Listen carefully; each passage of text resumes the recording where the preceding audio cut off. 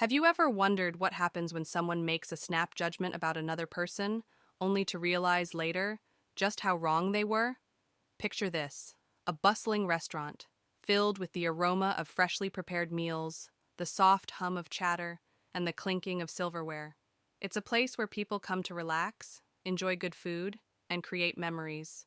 But one particular day, something happened that no one present would ever forget. It all began when an elderly black woman walked into this restaurant, her gait slow but steady, her face lined with years of wisdom and experience.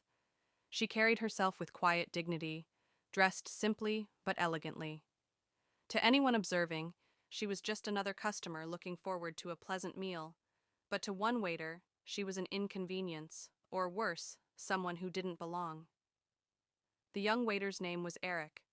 Ambitious but impatient, Eric had only recently joined the team and saw this job as a stepping stone to something greater. He was known for his quick service and sharp tongue, but also for his occasional lack of tact. When he spotted the elderly woman entering the restaurant, he frowned. "Can I help you?" he asked, his tone clipped. The woman smiled gently. "Yes, I'd like a table for one, please." Eric hesitated. The restaurant was moderately busy, and there were plenty of open tables, but something about the woman's presence seemed to bother him. Perhaps it was her worn handbag or the slightly scuffed shoes. He made a snap judgment. This woman wouldn't be worth his time. She wouldn't tip well, if at all, he assumed. "I'm sorry, ma'am," he said, his voice lacking genuine regret. "We're fully booked today. You'll have to try somewhere else." The woman's smile faltered, but she didn't argue. "All right," she said softly, turning to leave. Her movements were deliberate, almost as if she'd expected this reaction, but had hoped for better. As the door closed behind her, a voice cut through the air like a knife. "Eric, what are you doing?" The question came from Sarah, the restaurant manager, a poised woman in her 30s who commanded respect with her presence alone. She had seen the exchange from across the room and was walking toward Eric with a look of disbelief. "What do you mean?" Eric replied, feigning innocence. "That woman just wanted a table," Sarah said, her tone firm. "Why did you turn her away?" Eric shrugged. "We're busy, and she didn't look like the kind of customer who'd, you know." He trailed off, realizing too late that his words were digging him into a hole. Sarah's eyes narrowed. "The kind of customer who'd what, Eric? Spend money? Enjoy a meal? Be treated with basic respect?" "I just thought," he began, but Sarah cut him off. "You thought wrong," she snapped. "Go find her. Now!"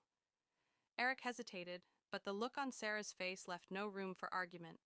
Reluctantly, he stepped outside and looked around. The elderly woman hadn't gone far.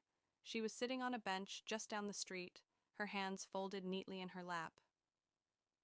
"Ma'am," Eric called out, jogging over. I, I'm sorry. There's been a misunderstanding. We can seat you now." The woman looked up at him, her expression unreadable. "A misunderstanding, you say?" she repeated slowly. "Yes," Eric said, nodding. "Please, come back inside." For a moment she studied him, as if trying to determine whether his apology was sincere. Then she stood and walked back to the restaurant with him. Once inside, Sarah personally seated the woman at a prime table by the window. "Is there anything I can get you to start?" she asked warmly. "Just a glass of water for now," the woman replied with a polite smile. Eric watched the interaction from a distance, feeling a mix of guilt and annoyance. Why was Sarah making such a big deal out of this? It wasn't like he'd done anything that terrible, but Eric's day was about to take a turn he never saw coming.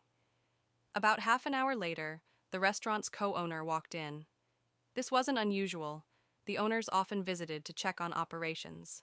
What was unusual, however, was the way he immediately made a beeline for the elderly woman. "Mom," he exclaimed, his face lighting up with joy. The entire restaurant seemed to pause as the man leaned down to hug her. "What a surprise! Why didn't you tell me you were coming?" "I wanted to see how things were running without giving you a heads up," she replied, her eyes twinkling with amusement.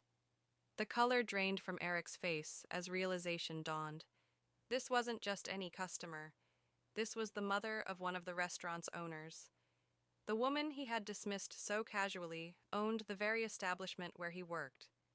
Sarah, who had been watching the scene unfold, walked over to Eric. "Looks like you made quite the impression," she said dryly. Eric swallowed hard. "I didn't know," he stammered. "And that's exactly the problem," Sarah replied. "You shouldn't need to know someone's status or connections to treat them with respect." The co-owner, having overheard this last exchange, turned to Eric. "Is there a problem here?" he asked, his tone calm but firm. Eric opened his mouth to respond, but the elderly woman spoke first. "No problem," she said, her voice gentle but resolute. "Just a lesson learned, I hope." The room was silent, the weight of her words hanging in the air. Eric felt a wave of shame wash over him. He had judged this woman based on nothing more than superficial assumptions, and it had cost him dearly, not just in terms of his reputation, but also in his own self-respect. In the days that followed, Eric's behavior at work changed noticeably. He became more patient, more attentive, and more respectful to every customer who walked through the door. It was a humbling experience, but one that ultimately made him a better person and employee. As for the elderly woman, she continued to visit the restaurant regularly, always greeted warmly by the staff who now knew exactly who she was.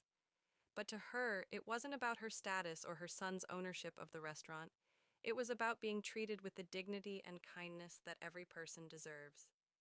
And with that said, thanks for watching, and until next time.